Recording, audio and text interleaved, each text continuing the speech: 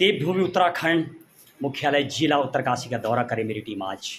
जिस जगह पर हूँ दक्ष क्लासेस, बिल्कुल ग्राउंड जीरो पर है मेरी टीम आज और हम जाने का प्रयास कर रहे हैं।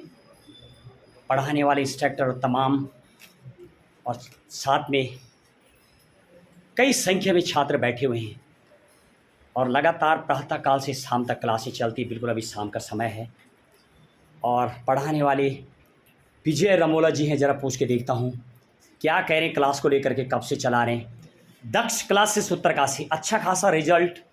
जब मेरी ग्राउंड रिपोर्टर टीम मार्केट का दौरा कर रही, कई जगह पर हम दौरा कर रहे हैं कोचिंग की, यदि मैं बात करूं, लगातार कई साल से रिजल्ट दे रहे हैं। रमोला जी आपका बहुत बहुत स्वागत है। रमोला साहब क्या बोलेंगे आप यहाँ पर जो लगातार शिक्षा में आपके द्वारा क्रांति लाने का जो प्रयास किया जा रहा, क्या ये पूरी क्रांति तेज़ी से फैल रही है या कहीं ये तो नहीं कि ये क्रांति सिर्फ समय तक होती है जब पोस्टें निकलती है? जी बावड़ा जी, सबसे पहले मैं आपका बहुत बहुत धन्यवाद करना चाहूँगा कि आप हमारे यहाँ आए। और जहाँ तक आपका प्रश्न था कि जो शिक्षण संस्थान में जो क्रांति है या सीजनली है या लगातार है, तो इस पर मैं सबसे पहले आपको ये बताना चाहूँगा कि मुझे यहाँ पर 8 साल पढ़ाते पढ़ाते हो चुके हैं। 8 साल से अधिक समय हो चुका है, लेकिन शुरू के दौर में और वर्तमान के इस दौर में विद्यार्थियों में काफ़ी बदलाव देखने को मिला है। सबसे बड़ा बदलाव ये था कि आज से करीब 7-8 साल पहले जो विद्यार्थी पढ़ने के लिए आते थे वो उसी टाइम आते थे जब भर्तियां नज़दीक होती थी और 2-3 महीने पढ़ते थे, भर्तियां निकल जाती थी, फिर उसके बाद घरों में चले जाते और फिर अन्य कामों में व्यस्त हो जाते। लेकिन आज का जो युवा है, आज की जो छात्र छात्राएँ हैं, ये काफ़ी जागरूक हो चुकी हैं और भर्ती चाहे कभी भी आए, ये निरंतर तैयारी करने लगी हुई है। भर्ती चाहे आज आए चाहे 1 साल बाद आए, कंटिन्यूटी है आज छात्र के अंदर। रमोला साहब ऐसे कितने परसेंटेज विद्यार्थियों की संख्या है जो लगातार काफ़ी लॉन्ग टर्म तक आपके साथ जुड़े रहते हैं? हमारे पास तो जो भी छात्र छात्रा आते हैं, एक दिन के लिए तो कोई भी नहीं आता है, सब लंबा छोड़ करके आते हैं। कम से कम 6 महीने साल भर के लिए तो प्रत्येक स्टूडेंट यहाँ पर आता है। बहुत कम इक्के दुक्के होते हैं जो 1 महीने या 1.5 महीने ही आ पाता है, और वो भी उनकी घरेलू समस्याएं होती हैं, उस वजह से नहीं आ पाता। अच्छा रमोला जी, ऐसे भी जानने को मिलता है जब हम मार्केट में दौरा करें, बहुत सारी स्टूडेंट, शायद 40% से ज़्यादा विद्यार्थी मुझे ऐसे भी नजर आए जो एक कोचिंग से दूसरे कोचिंग में टप्पा लगाते, कभी दिशा में तो कभी दक्ष में तो कभी सक्सेस में। ये संख्या भी बहुत ज़्यादा है, ये वजह क्या है, क्या बताएंगे आप? अब इसमें तो असली वजह वही जानते होंगे जो इधर उधर जाते हैं। जहाँ तक जिन छात्र छात्राओं का हमसे परिचय है, जो हमसे कनेक्ट हैं, जो हमारे पास आ जाता है, वो कहीं दूसरी जगह जाने का तो नाम ही नहीं लेते हैं। हम अपनी तरफ से पूरी तैयारी करवाते हैं और 100% रिजल्ट दे रहे हैं और अभी देंगे भी। रमोला साहब आपकी जो टीम है जी, धर्मपाल जी आपके साथ हैं, जी, पयाल साहब हैं, बहुत स्ट्रॉन्ग टीम। लगभग टोटल कितनी टीम आपके साथ पढ़ाती हैं आप? जी, हमारी जो टीम है यहाँ पर, टीम हमारी 2 प्रकार की है।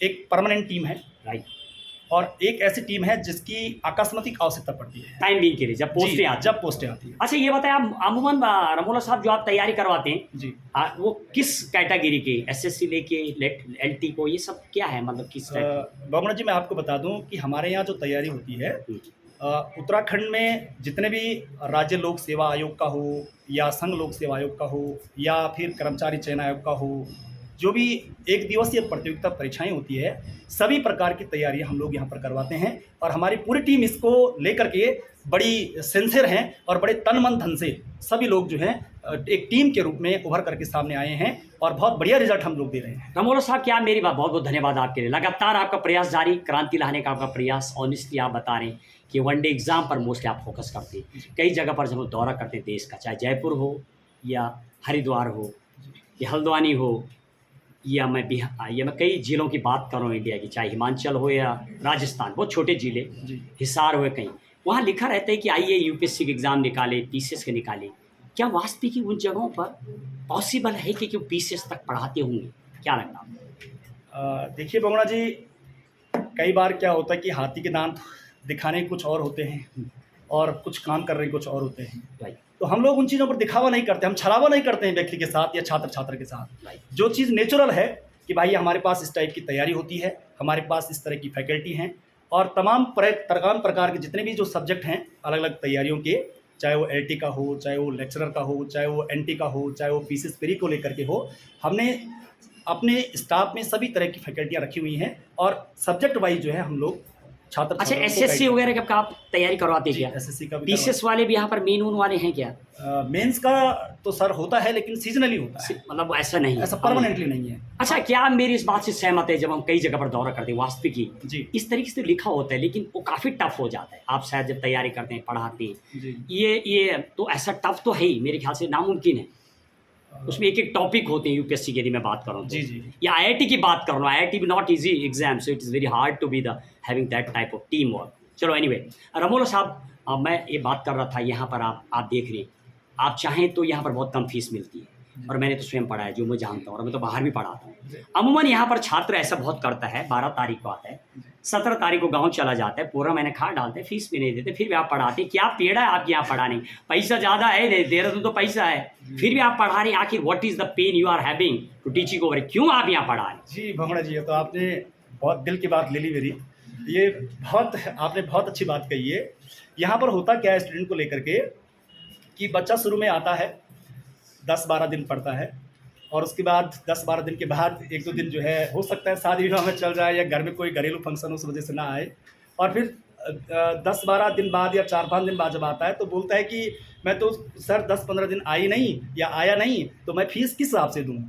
तो हमने तो पहले ही बहुत कम रखी हुई फीस, नॉर्मली फीस 600 रुपये है, कुछ बच्चे 500 भी देते हैं, कुछ बच्चे नहीं भी देते हैं। अच्छा, किसी के पास फीस नहीं होती, लेकिन कैसे कोऑर्डिनेट करते लेकिन हैं? फिर भी हमारी ये इच्छा है कि जो ये धन है या जो ये पैसा है, ये किसी भी छात्र छात्रा के लिए बाधा नहीं बननी चाहिए। किसी बच्चे के पास अगर पैसा है, धन है, तो वो तो पढ़ ही सकेगा। आप फ्री भी कोऑर्डिनेट करते रहो। जी, कुछ बच्चे ऐसे भावना जी कि जिनके पास वास्तव में स्थिति नहीं है देने की, तो हम ऐसे बच्चों का भी वेलकम करते हैं। और यहाँ तक कि आपको अवगत करा दूं कि जब बीच में कोविड का दौर चल रहा था, तो मुझे 2-3 बच्चे ऐसे नजर आए थे कि उनका रूम फीस तो दूर की बात है, जो जहाँ रूम लेकर रह रहे थे वहाँ भी उनके पास देने के लिए नहीं था, खाने के लिए नहीं था। तो हमने अपने संस्थान के माध्यम से, अपने जेब से, अपने निजी खर्चे से उन्हें रूम का रेंट भी दिया है। फीस तो बहुत दूर की बात। अच्छा रमोला जी, बताइए, सपोज आपका इस तरीके से आप मदद करते हैं, लड़का गया, बन गया, LT में निकल गया, may be anyway SSC whatever, और बनने के बाद वो गाइड भी करने लग जाते हैं। ऐसे बहुत सारे स्टूडेंट हैं, हमें फील्ड में रहते हैं, वो टीचर को ही गाइड करने लग जाते हैं कि सर को बोलो फॉर्म भरे, हम तो लग गए, गुरु जी को बोलो। तो आप क्या महसूस करते हैं? ये शब्द सुनने में यदि आता है आपको तो क्या बोलेंगे आप? भावना जी, वो उनके व्यक्तिगत विचार हैं, व्यक्तिगत थॉट है, वो क्या सोचते हैं। लेकिन मुझे सपोज आपको सुनाई दे, तब आपको कैसे लगेगा? क्या रिएक्ट करेंगे आप? क्या बोलना चाहेंगे आप उस छात्र को? अब उस छात्र को मैं यही कहूँगा कि आप अपने विचारों को बदले। आप जिस विचारधारा के साथ आगे बढ़ रहे हैं, वो विचारधारा आपके स्वास्थ्य के लिए अच्छा नहीं है।